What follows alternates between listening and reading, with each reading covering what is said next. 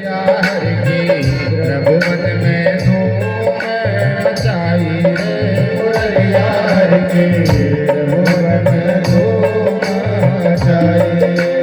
महाराज बंसी कहाँ बज रही है? वृंदावन में बंसी बाजे तीन भुवन धुन छाई। वृंदावन में बंसी बाजे तीन भुवन धुन छाई।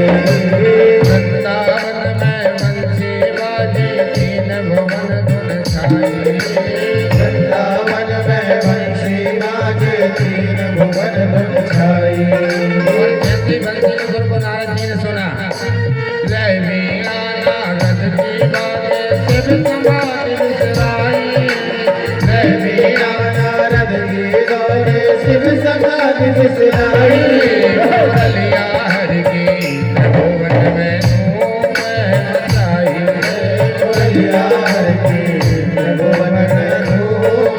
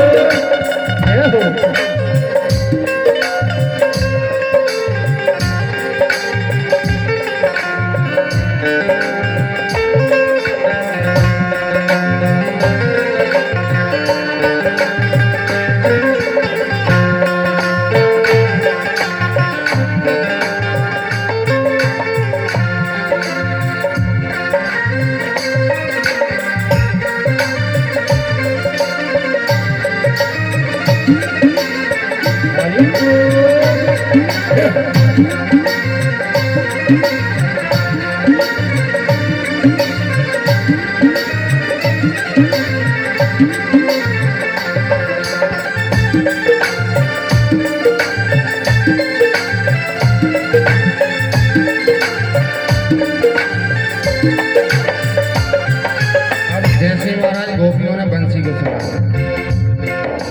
सुनते ही जैसे तैसे उल्टे सीधे ग्रह कागज निपटाए।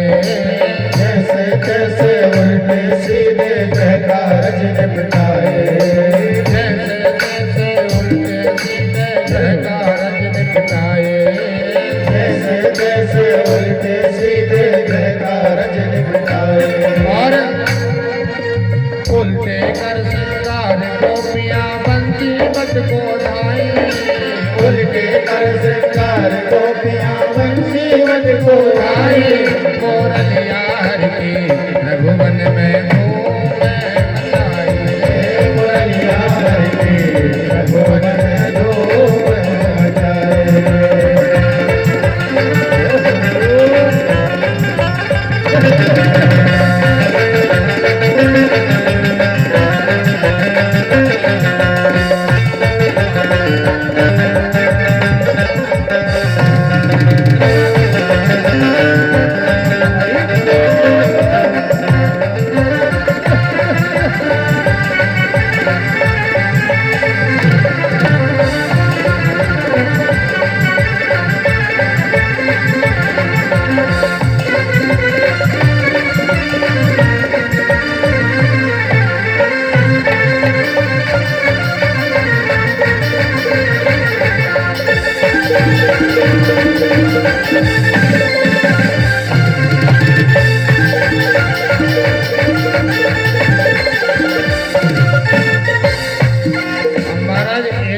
भोजन बना रही थी। जैसे ही उसने बंसी को सुना हमारा सब उल्टा हो गया।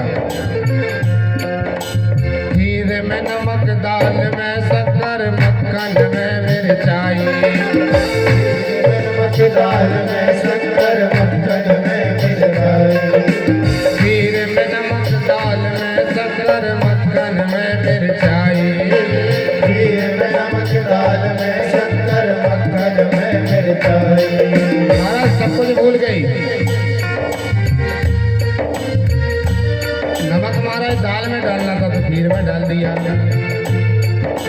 और शक्कर महाराज खीर में डालना थी तो दाल में डाल दिया। क्योंकि बंसी को स्वर को सुन लिया।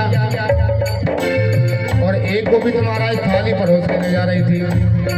तो अब थाली तो जाके गैया के सामने रख दी, और भूसा का जो डला था वो पति के सामने रख दिया। खीर में नमक, दाल में शक्कर, मक्खन में मिर्चाई।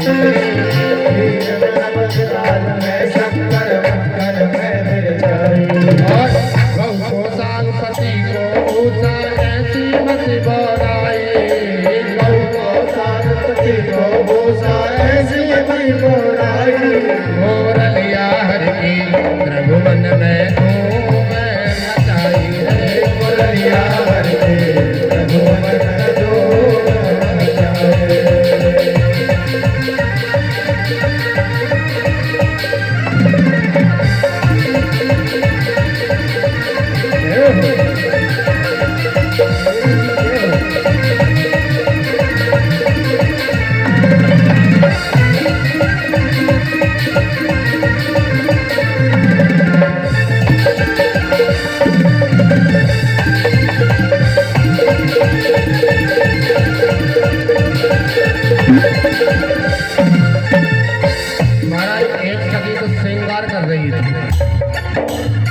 तैयार हो रही थी और जैसे उसने भगवान के वेणु को सुना, पग में पहुंची, हाथ में पायल, कान में नथनी सजाई।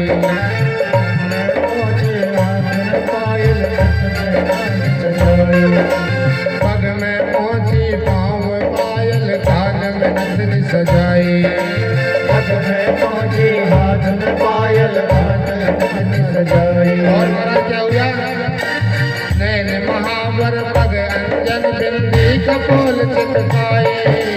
नैन महावर पग अंजन बिंदी कपोल चितकाए। मोरलिया हरि की त्रिभुवन में धूम मचाई है मोरलिया हरि की त्रिभुवन में धूम मचाई है।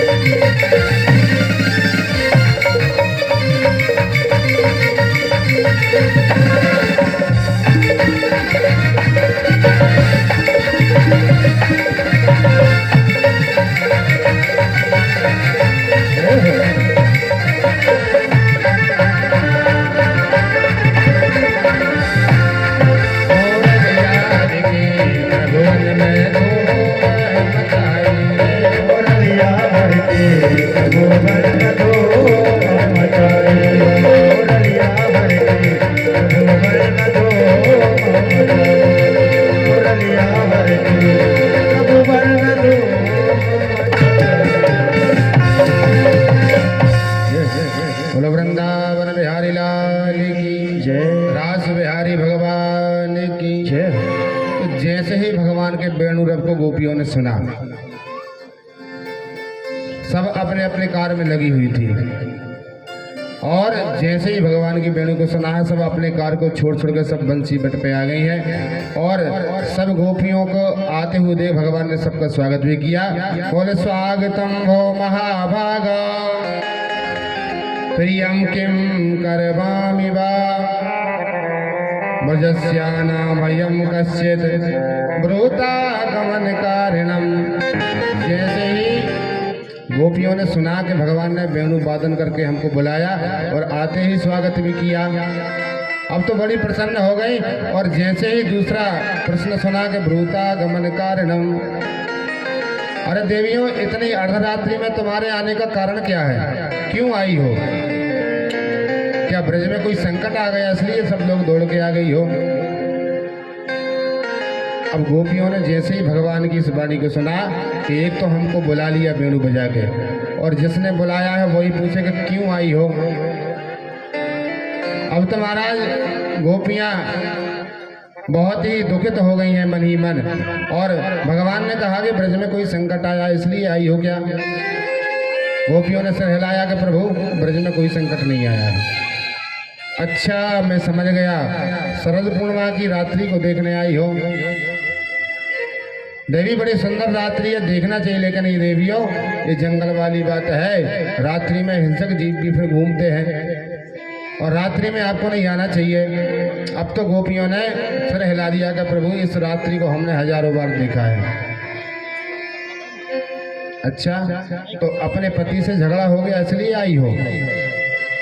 अब देखिए, भगवान गोपियों के हृदयगत प्रेम को उनके मुंह से कहलवाना चाहते हैं। बोलो राधे राधे। भगवान तो गोपियों से प्रेम करते हैं, लेकिन गोपियों का प्रेम अंतरंग है, तो भगवान गोपियों से कहलवाना, उनके मुंह से कहलवाना चाहते हैं। तो भगवान ने कहा कि देवियों, अपने पति से झगड़ा हो गया इसलिए आई हो क्या? देखो, पति स्त्रीर्विन्नहातव्य। देवी, पति कितना भी खराब हो, घर में कितने भी झगड़े हो जाएं, लेकिन पति स्त्रीर्विन्नहातव्य, कभी पत्नी को पति को नहीं छोड़ना चाहिए। भरा बोला जैसा भी हो, लेकिन कभी भी स्त्री को अपने पति का त्याग नहीं करना चाहिए। अब गोपियों ने सोचा, प्रभु तो बोलते ही जा रहा है, हम कुछ नहीं बोल रहे थे। फिर भगवान ने कहा, अच्छा, मुझसे प्रेम करती हो इसलिए आई हो। देवी, यदि तुम मुझसे प्रेम करती हो तब भी आपको रात्रि में नहीं आना चाहिए, क्योंकि अति परिचयात अवज्ञा। जिससे ज्यादा प्रेम करते हो, ज्यादा निकट उसके पास रहोगे तो फिर आपका दोष का दर्शन होने लगेगा। और यदि मुझसे प्रेम करती हो तो मेरी कथाओं को सुनो। जब सभी सखियां एकत्रित हो जाती हो तो आपस में मेरी चर्चा को करो, और जब मैं गौचरण के लिए जाता हूं तो मेरा दर्शन करो, लेकिन रात्रि में आपको यहाँ नहीं आना चाहिए। अब तो गोपियों ने कहा, प्रभु, हम आपके दर्शन के लिए आए हैं और आपने हमको बुलाया है इसलिए हम आए हैं। आपने बहनों में हमारा नाम ले लेकर बुलाया है इसलिए हम आए हैं। अब तो गोपियां प्रणय से भगवान से प्रार्थना करती हैं। 10 श्लोकों में भगवान ने प्रश्न किया है, 11 श्लोकों में गोपियों ने उत्तर दिया है।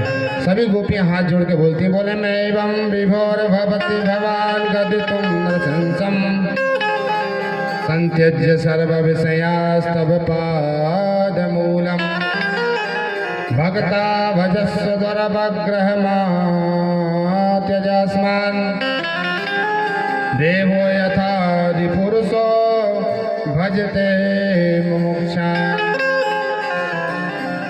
सभी गोपियां बोलते, बोले प्रभु, हम आपका भोग लगाने आए हैं। क्यों? बोले प्रभु, आपको भात बहुत पसंद है और हम भी आपका एक तैयार भात है। कैसे? बोले देखिए, भात बनाने में बड़ी मेहनत लगती है। जैसे भात शब्द बनता है वैसे ही भक्त शब्द भी बनता है। भात शब्द से ही भक्त शब्द बना है। भात बनाने में क्या करना पड़ता है? बोले जब भात आपको बनाना है तो पहले आपको धान को लगाना पड़ेगा, और आप लोग तो जानते ही हो किसान लोगों को धान को कितनी मेहनत लगती है तैयार करने में। पहले आपको धान को लगाना पड़ेगा, फिर जब धान